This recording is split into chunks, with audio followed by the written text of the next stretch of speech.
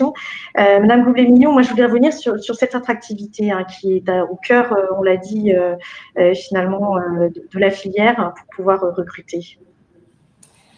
Alors, je soutiens totalement les propos de Bruno Coquart, que je salue virtuellement, puisque nous sommes en table ronde virtuelle, effectivement sur l'objectif de diversifier les sources de recrutement.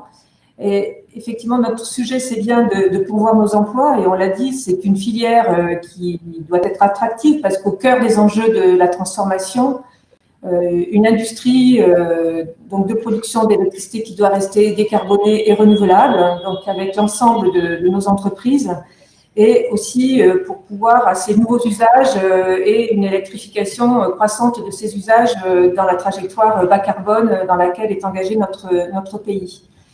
Alors, l'attractivité, c'est aussi de pourvoir ces métiers en tension que nous avons évoqués. Alors, chacun, dans les différents segments de notre chaîne de valeur, nous avons des tensions à des niveaux, à des endroits différents. Bon, pour le système électrique, bien sûr, on a le sujet des robinettiers, des soudeurs dans notre industrie nucléaire. On a aussi le sujet de nos techniciens de réseau sur les réseaux de distribution de transport. On pourrait aussi citer ce métier de technicien de maintenance qui est un socle de compétences électrotechniques très important. On l'a dit aussi, il y a une dimension numérique qui s'intègre dans tous ces métiers de plus en plus.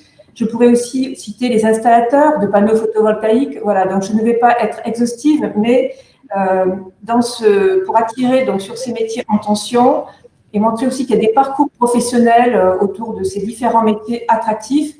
L'apprentissage, j'y reviens pour répondre à votre question, Pascal, et sur les propos aussi de Bruno Coquart. L'apprentissage est un levier dans lequel toutes nos entreprises sont engagées très volontaristement. Pour l'accueil des jeunes, donc Monsieur Lucas l'a dit, effectivement, nous sommes engagés sur l'emploi des jeunes et l'insertion dans le monde du travail. L'apprentissage nous paraît très intéressant à 3 titres. D'abord parce que en diversifiant les niveaux et les formations accessibles par l'apprentissage, finalement, on revalorise globalement cet outil pour l'ensemble du dispositif de formation. Par ailleurs, c'est une voie d'excellence pour allier la théorie et la pratique et l'insertion dans les entreprises. Et par ailleurs, on peut et on doit encourager les expériences ou les partenariats entre les PME et les grands groupes d'apprentissage, de parcours d'apprentissage partagés. Voilà 3 éléments auxquels nous tenons, je pense, beaucoup et qui, au travers de cet EDEC, vont s'illustrer très clairement. Un exemple pour le système électrique, donc les entreprises du système électrique, donc que ce soit EDF, Engie, RTE, Enedis, les entreprises locales de distribution, c'est plus de 5% d'alternants dans les effectifs et donc c'est un levier important de formation et de recrutement et cet objectif sera maintenu, voire même amplifié malgré le Covid. Donc c'est montrer l'importance pour nous de ce levier de recrutement.